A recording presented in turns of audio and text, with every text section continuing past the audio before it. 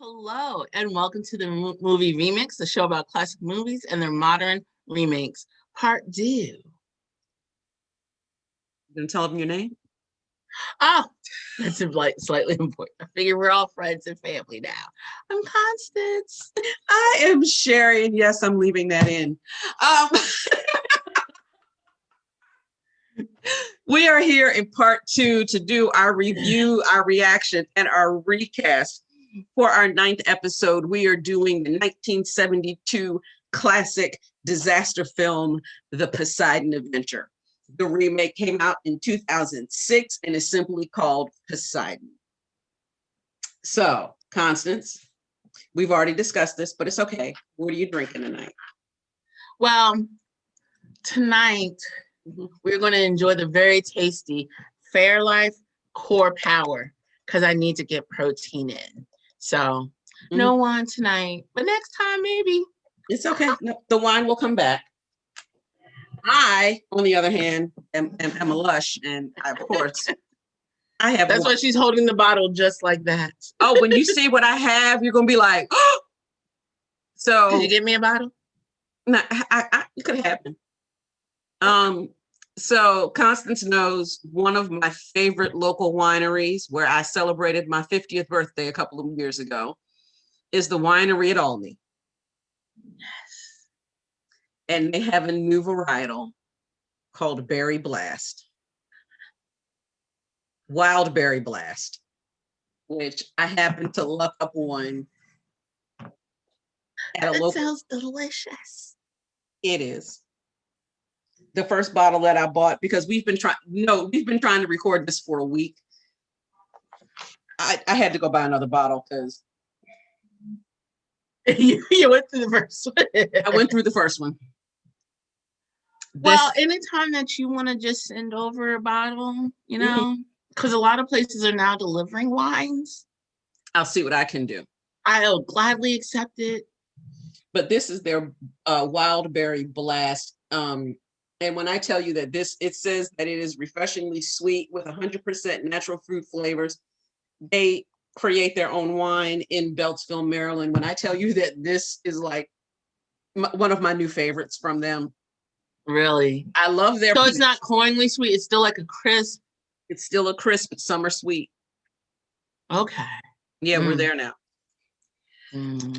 So I am going to start with our general review, hot take, open discussion on these two films with the following statement. The remake of The Poseidon Adventure is 20 minutes shorter than the original. It was the first thing I noticed when I pulled up that rental that day. This movie is shorter. This movie is worse for missing those 20 minutes. Say that again? The movie is worse because it is missing those 20 minutes.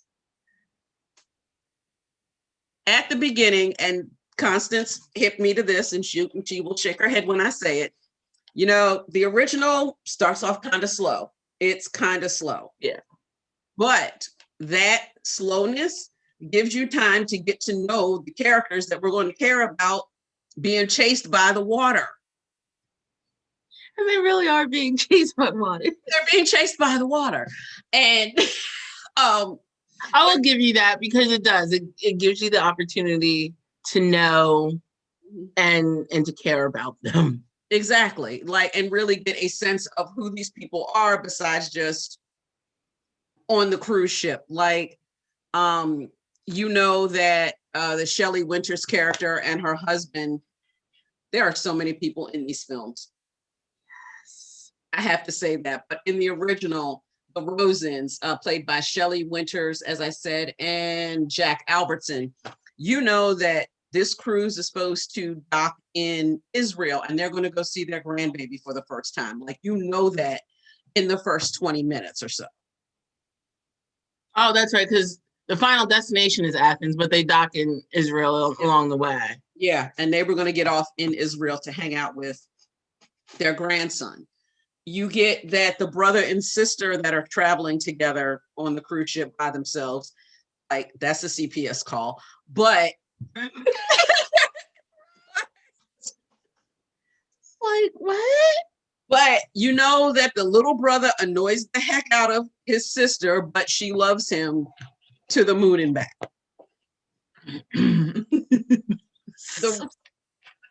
Yeah. So, and I read, and then don't forget the cop and his wife. The cop and his prostitute wife. Yes. I was like, wait a minute, are they really going? Is that what when he said that he arrested her 6 times so that he would keep her off the streets? I was like, oh, they really went for it. They did. I was like, okay. They did.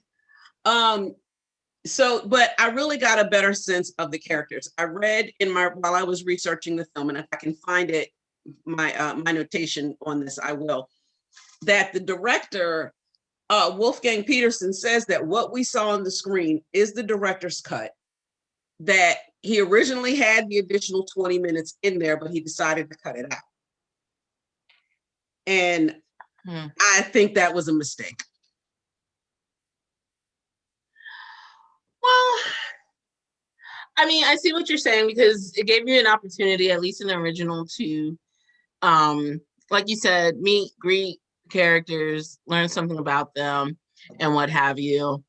And in the second, in the remake, you didn't really get as much of an opportunity. Like, you got a very cursory meet of them. Like, John Lucas was a gambler. Mm-hmm. You had the one that was a stowaway, you know, I mean, and then you had the mayor and his daughter, and then her fiance, and then the mother and the son. Yeah. And you got to learn a little more about them, though, as they were escaping the water. You didn't get that up front meet and greet, but like I said, you learned a little more about them as they were escaping. Yeah. And the other thing that we will say is that the 2006 is, again, we're at loose adaptation and remake of the original. Although there's some things that they did to give a nod to the original, like the run when they start off with John Lucas on his morning run around the ship. Yes, that is in the original. That's the red button characters in the original. Yeah, that's the thing I'll say. There are definite hard touches to the original. I'll say it that way. Definite hard touches. Yeah. How everybody died stays the same between the two films. Pretty much how everybody died stays the same. Yeah, because the purser falls down the hole. You have somebody that drowns in both. Yeah, the Shelley Winters character died after trying to save the preacher, swimming and saving the preacher, and that's how the stowaway died, Valentina. That is not her name. I'm gonna leave that in though, because I'm scrolling down. That is how Elena died, I believe. Is that after swimming, falling off a structure and into the fire, someone passed away like that.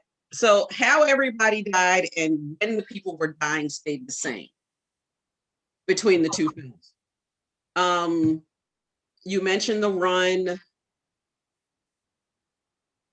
and the ship getting capsized. And just, and actually at the time the ship was being capsized, like it was during the New Year's Eve party. And another thing I didn't like was that this is going to be a little bit, here comes the start, here we're starting the review now. What I also did not like, there are two things I really did not like about the remake. One is that in the original, the ship was sort of warned that something was going on. Like there was an earthquake and there are waves in the area.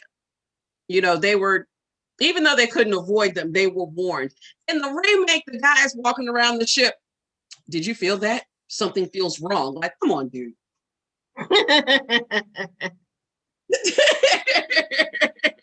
Well, I mean, I guess because theoretically, if you're warned, you should have time to do something. Right. Whereas if you're not warned and it just feels wrong, then it makes it more of a like, oh crap situation, which is literally how it was, because, you know, it was like, okay, so this, and then, oh, there's a wave. And we're over and we're flipped. The other thing that I did not like about the remake, now, I'll come back to that thought. The other thing I did not like about the remake is that the remake seemed gorier to me, more bloody. Like there were, you actually saw people getting killed more than you did in the original. And how they were killed, specifically the waiter character. In the remake, it is Valentine, I believe, that is escaping with them, and in the original, it's Akers. Akers is trying to climb. The ship shakes. He falls, and he falls into water. We really don't see him die. We just know that he fell into the water and drowned. In the remake, he falls onto some spikes, and then here comes the elevator crashing down on him. I'm like, okay, that was unnecessary. Well, I mean, you're talking about, okay, so you also remember as we progress on into, you know, movies and quote unquote trying to make them as realistic as possible, you have to consider the audience. You're now looking at audiences that expect to see a certain amount of blood, gore, you know, to make it real for them. That's why, you know, horror films are such a huge genre, and that gore section, you know, let's see as much blood fly, like Quentin Tarantino. That's his whole thing. Like, it can't just be a spurt. No, it's got to be a gusher from here, because that's what people want to see. So I think, even though you may not like it, I literally feel like that's just kind of the progression that films are on. Like, you know, to make it real for people, we need to make, you know, have a little more blood, have a little more realistic touches. Like, you know, can't just be like a cut and then a trickle of blood. No, like your arm needs to be halfway off, because that would be more realistic. Yeah, I was okay. I'd have been okay without it. I understand. Yeah, and now he's dead. And now he's dead. And now he's dead. And again, we've talked about this before in our Carrie episode. I am not a big horror movie fan. Now, granted, a disaster film is nothing but a horror movie. Right. But different subgenre. It's a subgenre. With Earth being the being the killer. But I think just that was just one of the spots that I think that they went too far. As someone who does not like old films, what did you think of the original Constance? Like you said, I did think the beginning was a little slow. There, I mean, is there merit for it? Yes, but it was still a little slow for me. And I'm not gonna lie, like there was a couple times I was like playing on my phone in the beginning, because I was like, all right, we'll get to something, you know. And and for me, I didn't really get involved, or I wasn't personally vested until it capsized.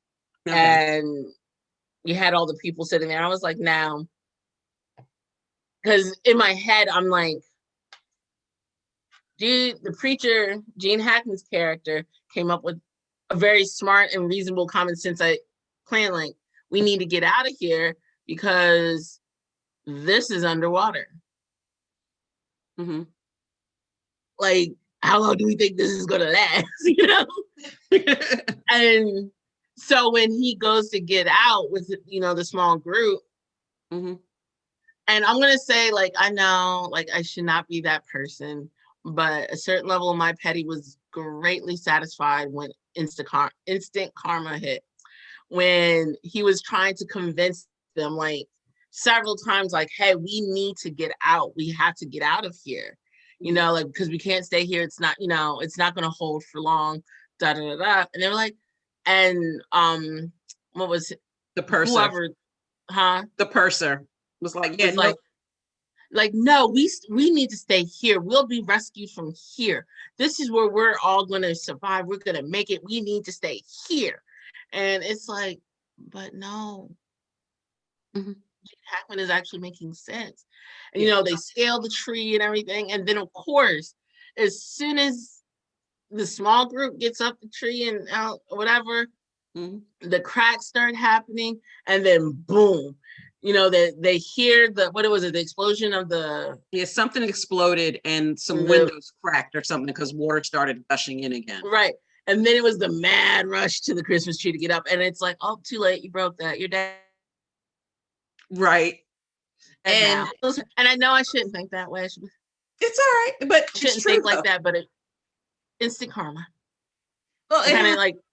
And they stretched out that karma a little bit in the remake because yes, they got out and they airlocked the door. They airlocked the I'm trying to remember where they were in the ballroom. And then, 20 minutes, 10, 15 minutes later, boom, they're all dead. Sucks to suck.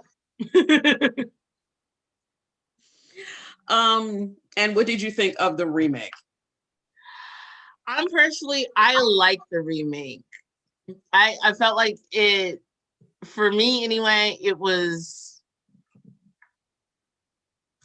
it kept going at a good pace. So it kept me moving, or it kept me interested at a much quicker pace. And granted, I was still on edge because, like I said, for the original, once they capsized and started, on their journey to exit the boat, it was a little like, oh, like, the tension was there. So I appreciated that in both of the films, that the tension was there, and it did hold my attention. Like, really, this is happening. Although the one thing, because I know Sharon and I had a little pre-conversation about the lead for the characters do not match up at all. But see, this is what I'm willing to compromise on.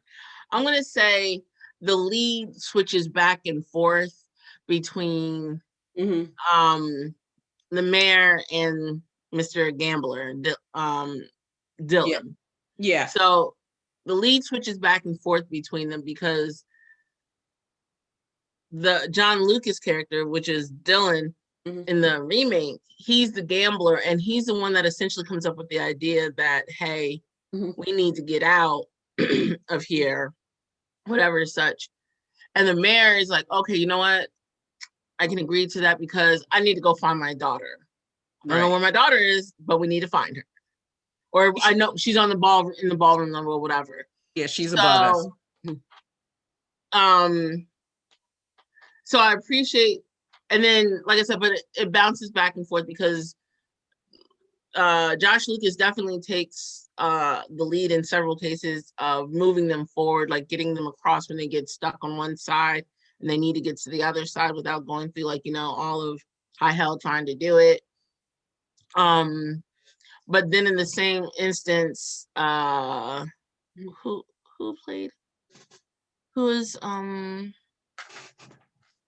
Kurt Russell? Thank you, Kurt Russell, as the mayor. At the end, especially when he decides he'll sacrifice his life to save that, in particular, of his daughter and her fiance. He takes the swim to turn off or reverse the propellers, whatever such, and that sacrifice is something that is reminiscent of in the first Gene film. Hackman's character in the original, where he turns off the steam by turning the wheel, knowing that he won't have the strength to swing back to save himself. So, but like I said, in the original though, Gene Hackman is definitely the lead. Although he was a scary lead because he screamed everything. Like 90% of his lines are screamed. Yeah, but Ernest Borgnine's character was such a I'm going to follow you as long as it's convenient for me. Like, as long as I agree, I will follow you. In the remake, you're right. Dylan and the mayor were definitely working in tandem, trying to figure out the puzzle to get out of the ship. And and I and I will say this. I feel like how they escape is a little more reasonable in the remake than the original, because really the boy knew that this one, like literally, because you have zero game plan other than to get to this spot where it's 1 inch of stainless steel, or not stainless steel, but solid steel versus 2 or 3 inches. Well, remember in the original, the little boy has been toured around the ship by different crew members. So of everyone in the group, he knows the most about the ship itself. Yeah, they really didn't. They really didn't do that in this one. Let's really be honest. Like, that is such an obscure fact for even a child to hold on to. If that's what they're into, they will hold on to it. they will hold on to it. Ma'am, look, that's all I'm going to say. I'm just saying it's more reasonable that, because common sense like says, okay, well, the propellers, reach out. Like if the ship is underwater, the propellers are in the air, and there's going to be an opening between the ship and the propellers. Right. So that to me is an unreasonable assumption, other than now got to figure out the map on how to get to the propellers. But I mean, now, the other thing I will throw in here is that in both movies, nobody thought to pick up a life preserver. Just saying. Right. Nobody. Just saying, like, not the people in the ballroom, but the people that are running away, especially as they're coming around they're going to go out through the propellers and get off the ship. Nobody thought, y'all jumping off into the ocean. Y'all ain't thinking of a couple of life vests just in case. Like, and the best, because I thought about that too, and I'm like, the best that I could think of was maybe the life vests were attached to the lifeboats, maybe, and since all that would be underwater.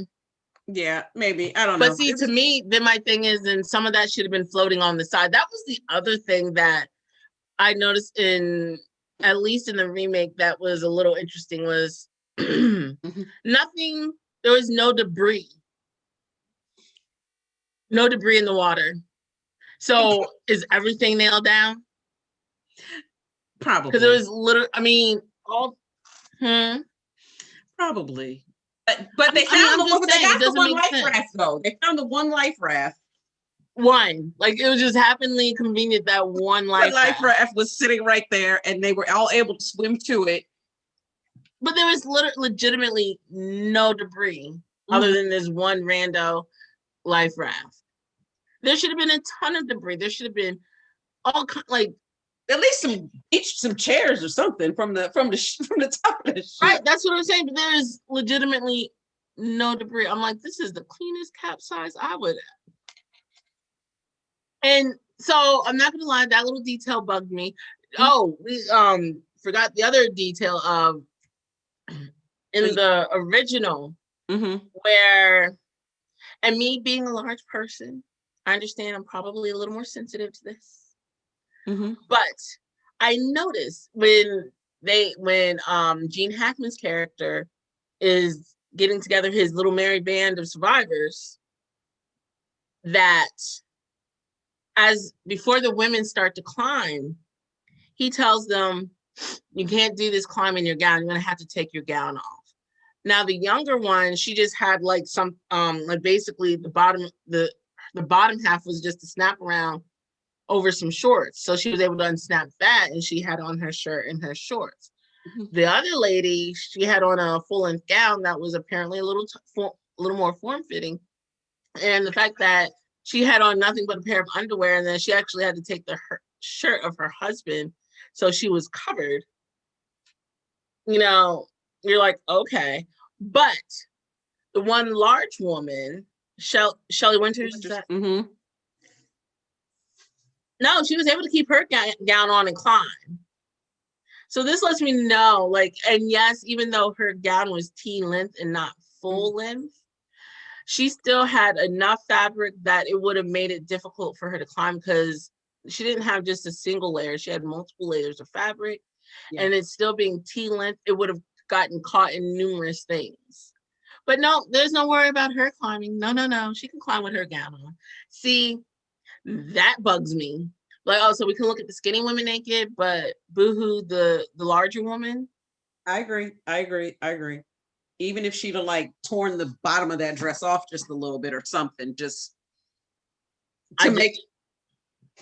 But that just lets you know, like, where we were in terms of body shaming to where we are now. Because even are we really anywhere? Because I'm gonna throw it out there, because there is no correlating character to the Shelley Winters character in the remake.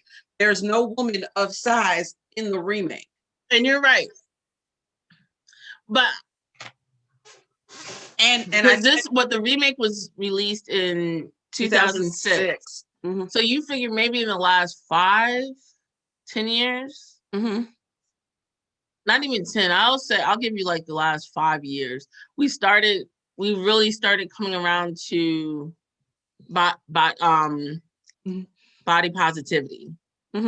So, and it's still a struggle, obviously, but and then even with like how they would refer to it, because when the boy was talking, he realized what he said was derogatory, and he apologized to her. And how that even when she said that she was a swim champion, like she had won the swim championship, like people doubted her because of her size. It's like, just because she's big doesn't mean she's not active. Right. And then they gave that line to a young male. Right.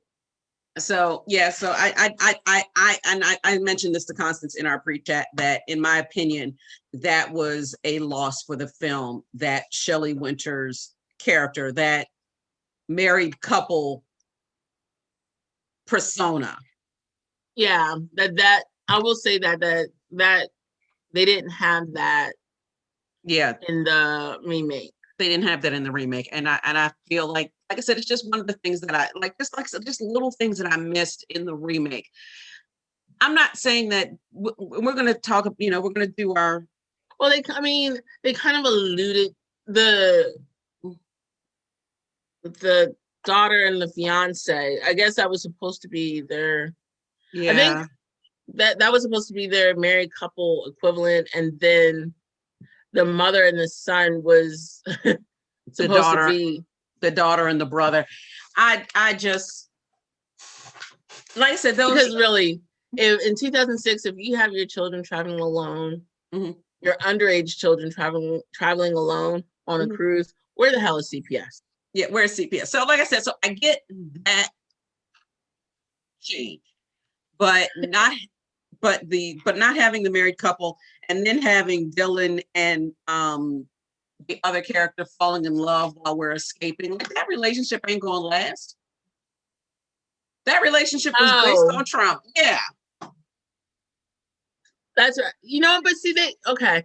So as far as the love interest, although I will say they didn't really play that up. Like, it was just like a tidbit of like, oh, this possible love interest, but it wasn't the main focus. It wasn't even, to me, it wasn't even the secondary focus, because if we're looking at the 2006 film for as far as the love interest, to me, the obviously the daughter and the fiance was the main love story in this, because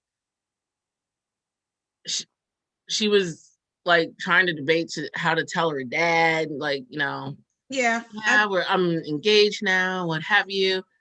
Mhm. And the fact that, he was willing to risk his life for her, but her dad, was like, no, he's going to, take care of my daughter. Although I think that's a whole, as a side note, that's a whole lot of pressure on that guy, because he's like, now, he'll never win another argument again in his life. No, my father killed himself for you. Yeah, that's a wrap. That's a wrap. Right. Like, you're done. This is your life forever. My dad died because of you. Yeah. Love her and make sure that you don't mess up. So like, that poor guy, that's a whole lot of pressure. He had better never fuck up, because the ghost of her father is going to be wrathful. I agree. I won't want that. So what is your wine score for the original? Note that we do, our wine scores are different. The more wine we drink, the more we didn't like the film. Right. Okay, so my wine score is going to be a little funny. Because I had to drink 2 glasses to get through the first 20 minutes because it was so damn slow. But like I said, for the overall, I'm okay with the film, but it took me 3 glasses of wine for the original. Because those first 20 minutes really dragged the hell on. I only drank 1 through the original. And again, I have seen the original before. I didn't even know there was a remake until I heard about it on a podcast that I listened to called Book versus Movie. I listen to a lot of podcasts. So this is where I do get some of my inspiration for what we do. And when they said it, they're like, oh, the Poseidon Adventure. And I'm like, oh, we get to do that movie. And I happen to like the original. I had seen the original plenty of times before. So I definitely give it a 1.5. I agree. The first half an hour is slow. But here's a point. I could have learned how to knit. I knitted a scarf. I feel like I could have did that. It wasn't that long. All right. And so for the remake? I'll say like 1.5 glasses, because I prefer the remake, because to me it was a little more realistic, outside the fact there was 0 debris outside the ship. And like I said, the escape seemed a little more reasonable to me in terms of going out of the propeller versus getting to this one piece of steel, and you're just like, what do we do now? And it just so happens there's a rescue squad up there.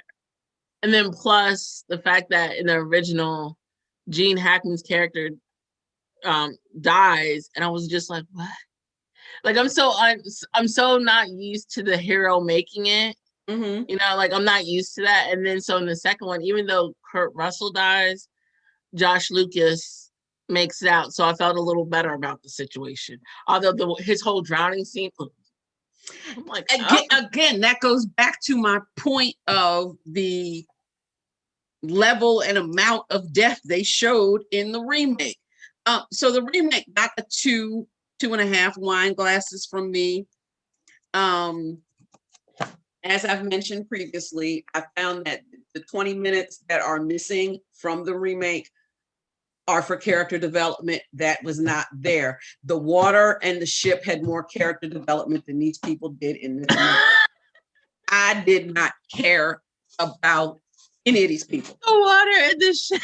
The water and the ship. I wanted the water to win. And so at one point, I'm like, because I don't care about these people. I did not care.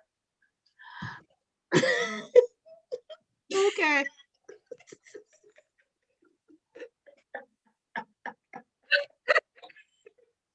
So sorry.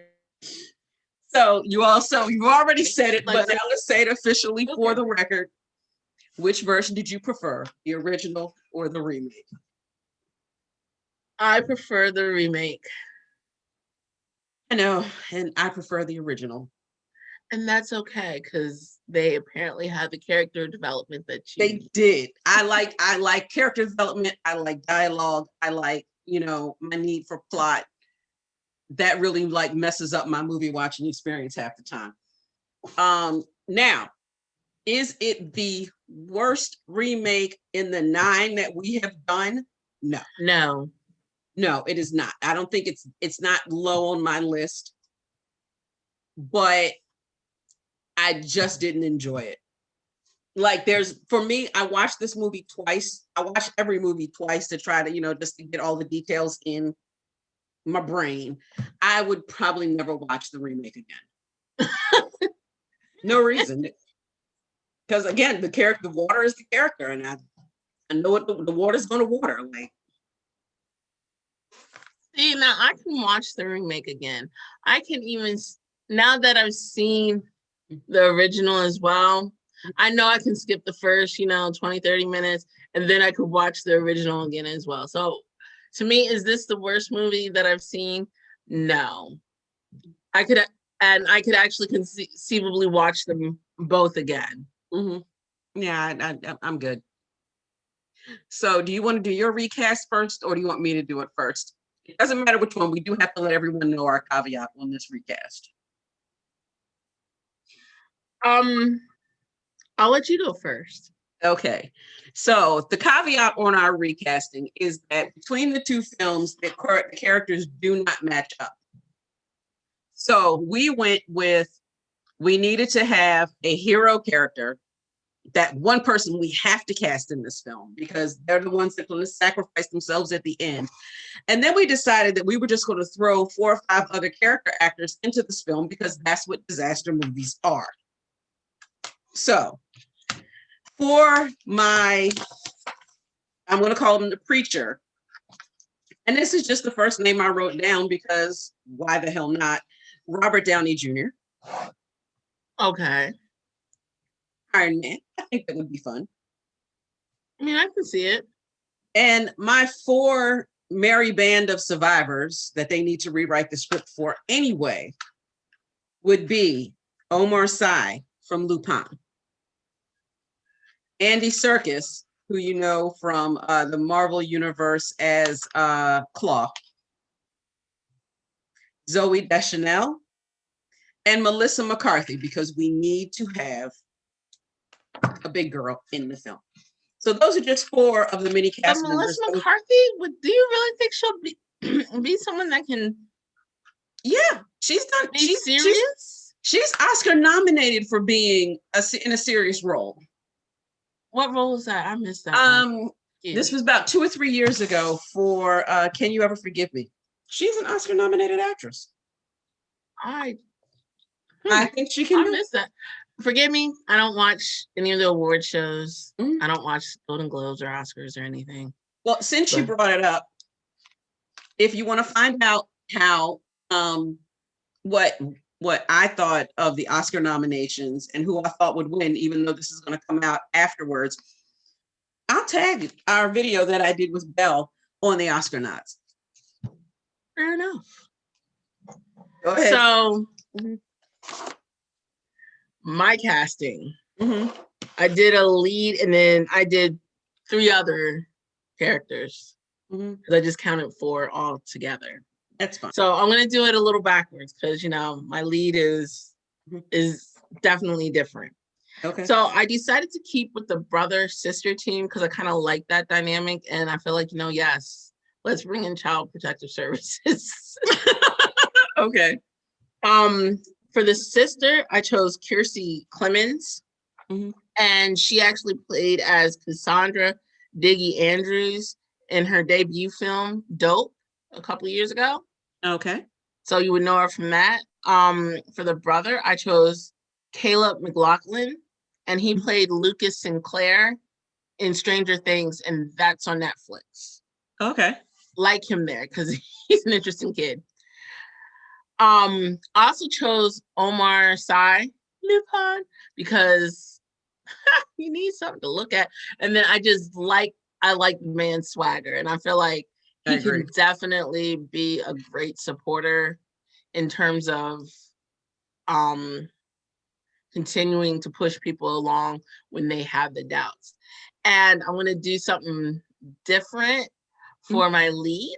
I chose Viola Davis. Oh, I like that. Because why can't a woman, have the smarts and the brains to figure out, hey, because this is nothing but a big puzzle. I agree. Oh, wow. I like that. And I feel like she definitely has that. She obviously has the she has the chops to pull it off. Right. She has the history. She's shown that she can do roles like this over and over again. And she absolutely could, lead a team or lead a group to safety. And I feel like she could absolutely pull this off. She could be, a retired officer or a retired mayor or something like that. And she would bring a certain grace and elegance to this role that the men couldn't, because they're, no offense, but they're men. Like I said, she won't, and she could still have that definitely very stern, very assertive personality that you saw like in Gene Hackman's character, without screaming at the top of her lungs every 5 minutes. I like that idea. I really like that idea. Now that you said it, I really like it. So the last question we ask every movie, every remake, should they remake this movie again? I say if there's a female lead, I could see a remake. Because there's definitely room for improvement. Like, let's put some debris in the water. Yes, I'm stuck on the debris in the water, because I need them to be some debris in the dang on water. I think there is so much room for improvement. I think that, yes, we do need a remake. We need them to do this again.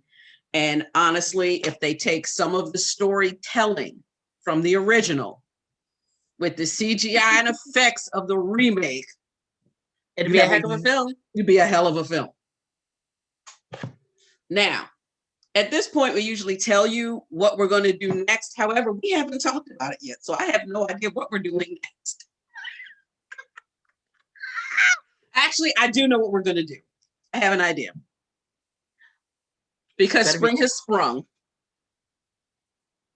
And one of the ones we have been chomping at the bit to do, and we just haven't gotten to it yet. The Thomas Crown Affair is my secret. Yeah, that's what I was going to say. And I'm not going to lie, it's the fact that the man is willing to just toss the boat into the water. He's like, for shit. That is a gorgeous. I've seen both. I have not seen I think I've seen the original once, but when I say that, I'm really excited because I so enjoy the remake. Yes, I so absolutely enjoy it. So we will be back. We will be back in May, in time for the summertime, with the Thomas Crown Affair. Everyone, please like, subscribe. If you agree with us, don't agree with us, leave us an opinion, and we will read it. Huh? We'll read the opinions. It won't change our minds probably, but we'll read we'll read it. We will definitely read it. So I'll see everyone again soon. Again, thank you for joining us here on the Movie Remix. Goodbye. Au revoir. See you next time.